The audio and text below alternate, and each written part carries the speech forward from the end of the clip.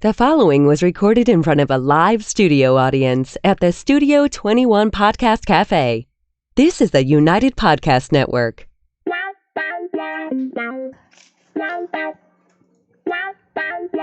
And welcome to the Writer's Block Podcast. I'm Mandra Biscornet, and I believe everyone has a story to tell. What's yours? Deborah Monk, empowering you to find your creative voice. And I'm Shelley Devlin, inspiring you to find your why. All right, ladies. Nice to have everyone here again. Yes, it's wonderful. On today's show, we're going to explore the rules of writing and publishing. What are those darn rules, and when is it okay to break them? Can we start a sentence with because? How many ellipses can Shelley use in her book? And what are the rules to submitting your manuscript? So I figured we'd start with bad ways to start sentences. Such a good start. We've all heard you can't start a sentence with because, you can't start a sentence with and you can't start a sentence with but. And this goes back to... But I disagree. And Shelley does too. Absolutely. Because it's okay to break the rules. And we're going to talk about it today. Yes. So a lot of this has been drilled into our head by, grammar school teachers, and I think it's more for so that new writers and beginner kind of school-age children don't give you things like, for example, if we take on my summer vacation, I went swimming and fishing. And then we went to visit grandma, and we drove to the White Mountains. So they end up creating this list of sentence fragments, right? Because by itself, and then we visit and fishing is not really a whole sentence. So that's one that you can start with sometimes, and we'll get to that. But that's one that you are taught not to do and to kind of stay away from. Very much so. The other one, another one is because. And because is used to kind of link two parts of the sentence together. So for example, the coffee scalded her thigh as she drove because it was so hot. So if you just had because it was so hot, that really can't stand alone. But in that sentence, it links the first part of the sentence, the coffee scalded her thigh, with because it was so hot. But the trick is sometimes you can start a sentence with because, and it's grammatically correct. If you say something like, because the coffee was so hot, comma, it scalded her thigh as she drove. Clever. Yes. Which it really is still linking the two pieces. You're just doing instead of if then, you're doing then if. Mm-hmm. You have to put the because in the beginning, and you need the comma, and then it becomes grammatically acceptable.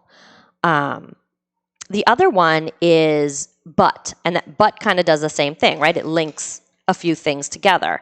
So you typically wouldn't start a sentence with, I don't know, what's a good one, Shell?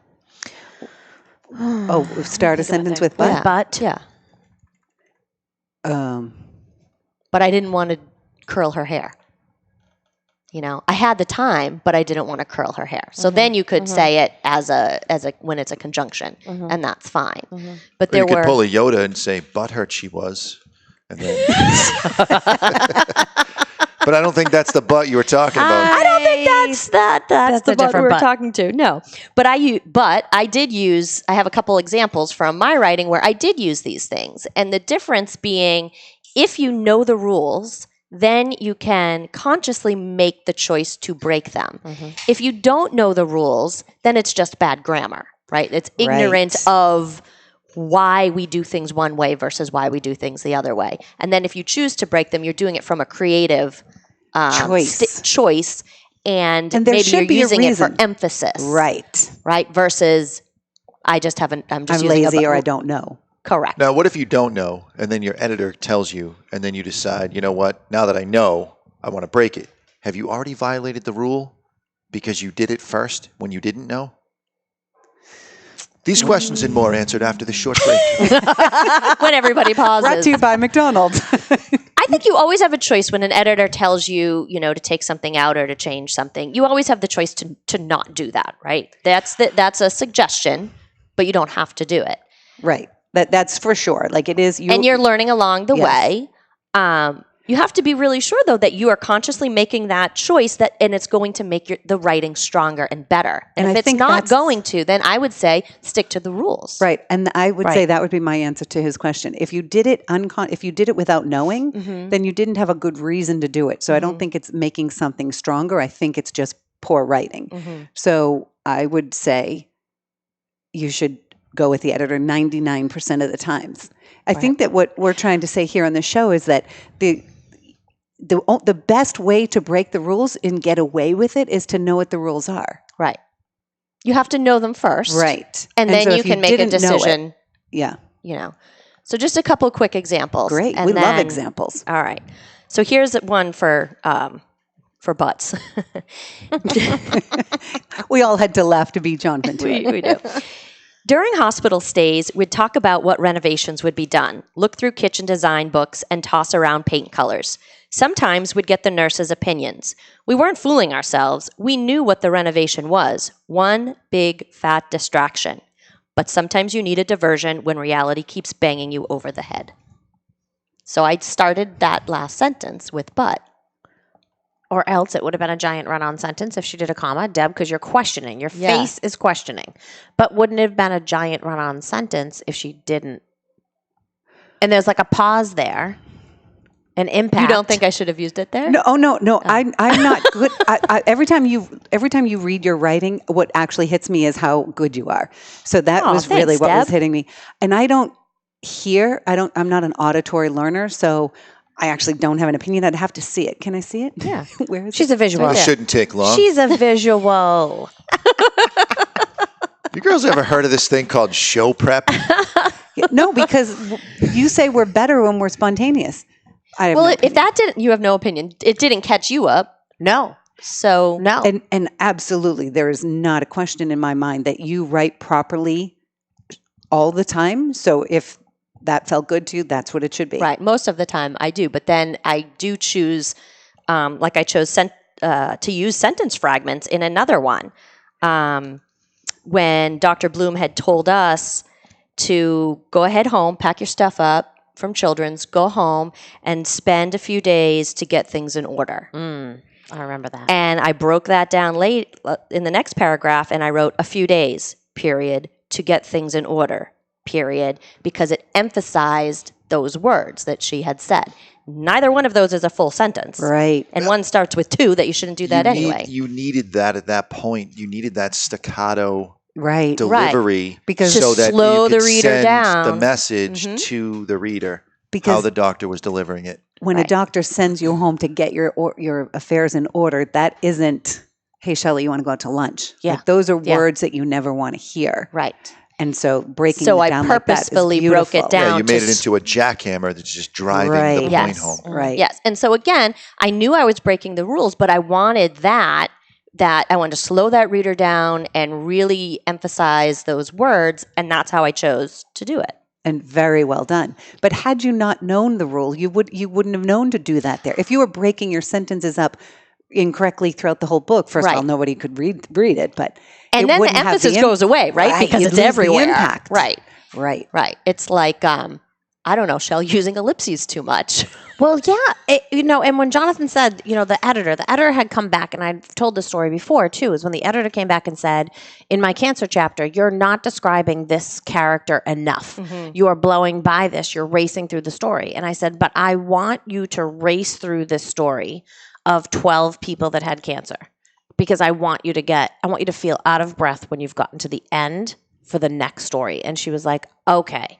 So it was breaking the rules with the ellipses and with the giant run-on sentence, but I knew creatively what my purpose was. I didn't know there was a rule. So she said, yes, there's a rule, but you can break it, but I still want you to give just a little bit more definition to those, one more sentence or one more thing that describes, so I can visually see that person.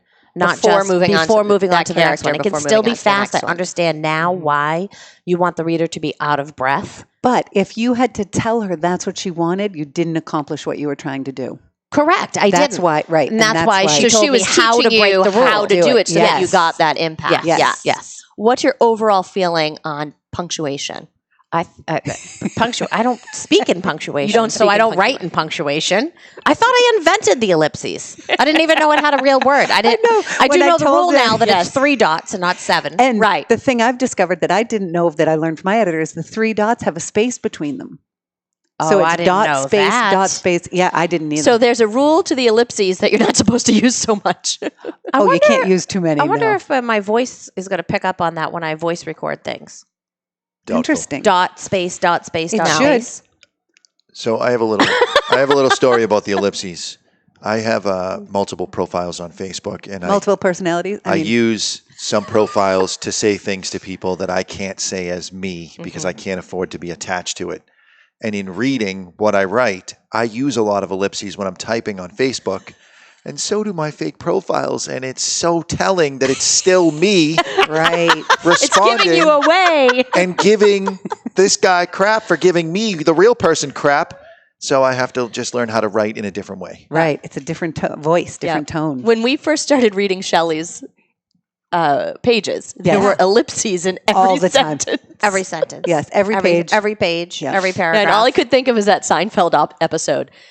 Da da da da da. That's kind of like the verbal you mean ellipses. yada, and- yada, yada, yada. yada, yada. That's what it Well, yada, because yada, I didn't call it ellipses. I called it dot, dot, dot. dot, dot, dot.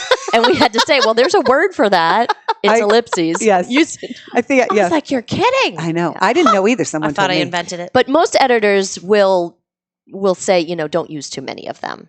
Oh, yeah. They're Howard came back annoying and told me to take some out. Yeah, And he was yeah, right. I took a few out. Agreed. Mhm, mhm. Agreed. Paragraphs.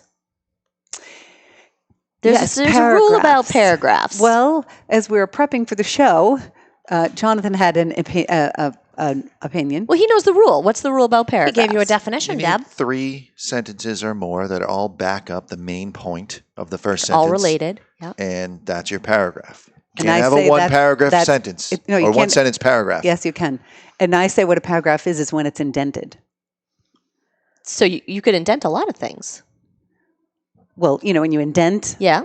and then the next line isn't indented, that's a continue. That's still the same paragraph. If it's indented, it's Yeah. a paragraph. So you can have a one-line paragraph. Absolutely. No. There's no question. So I think we should have a little That's wager. That's a broken rule. No, It's a broken it's rule. a paragraph.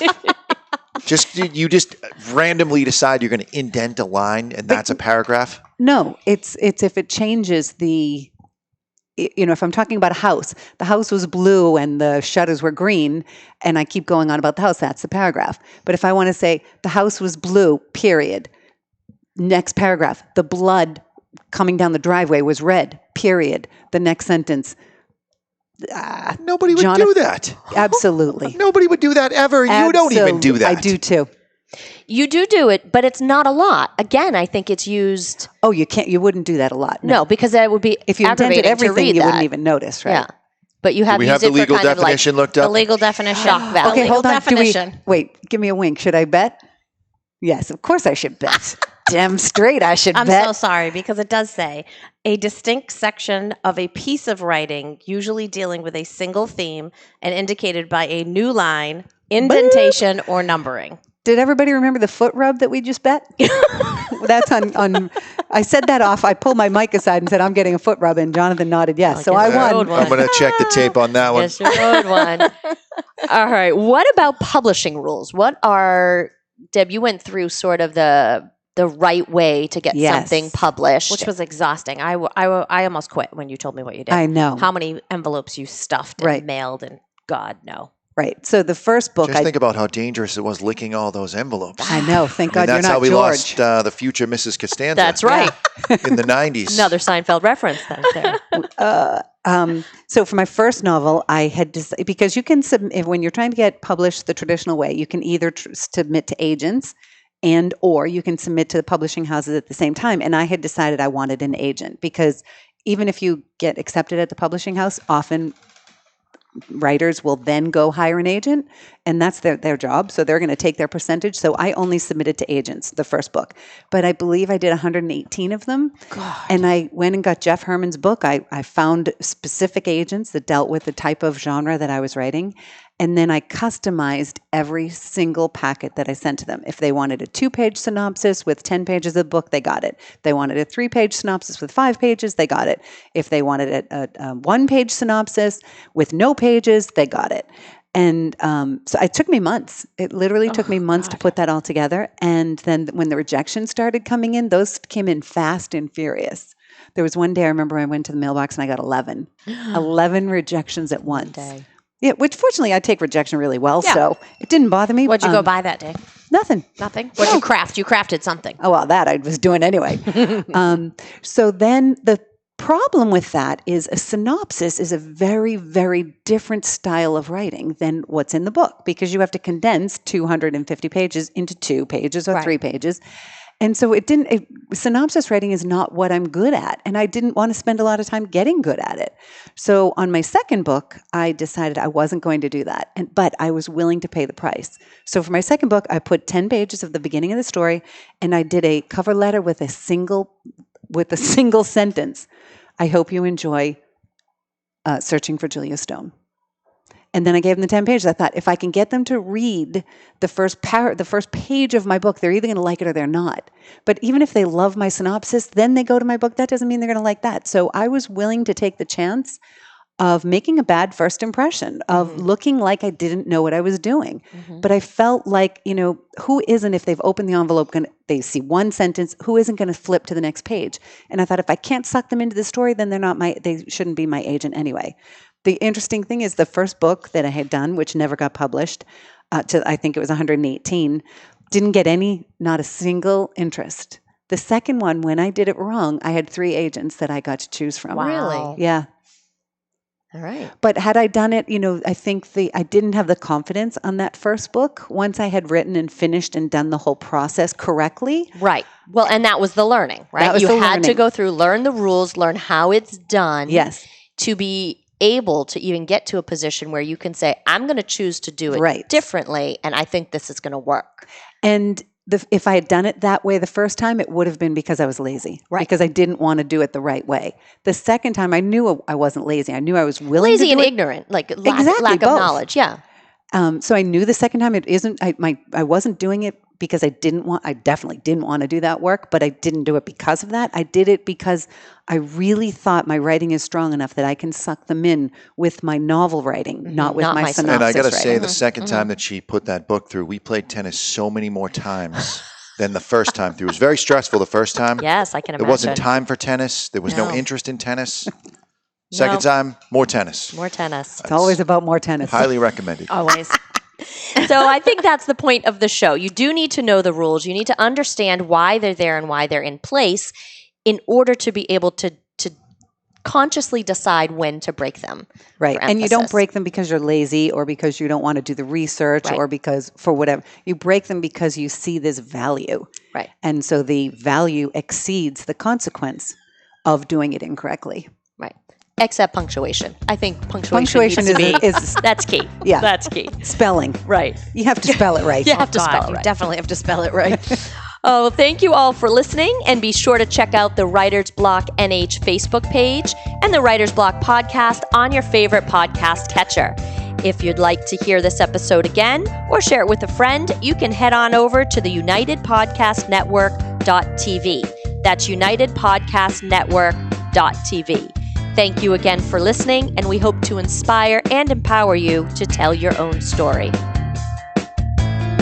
The views and opinions expressed by the hosts, guests, or callers of this program do not necessarily reflect the opinions of the Studio 21 Podcast Café, the United Podcast Network, its partners, or affiliates.